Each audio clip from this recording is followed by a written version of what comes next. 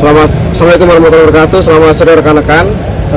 Pada hari ini Polres Bangkalan beserta gabungan dengan Satbrimopda Polda Jawa Timur, Dit Samapta Polda Jawa Timur, kurang lebih 400 personil melakukan pembackupan kegiatan upaya paksa yang dilakukan oleh Ditres Narkoba Polda Jawa Timur yang dilakukan di wilayah Kokop terhadap TO dengan inisial M, yang mana dilakukan pemanggilan 2 kali namun tidak hadir atau tidak mengindahkan.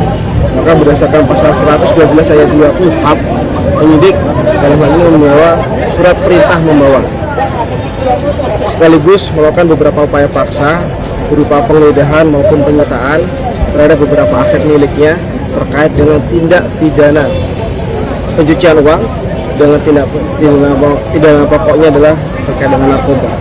Salah satu aset yang disita adalah dalam hal ini adalah rumah.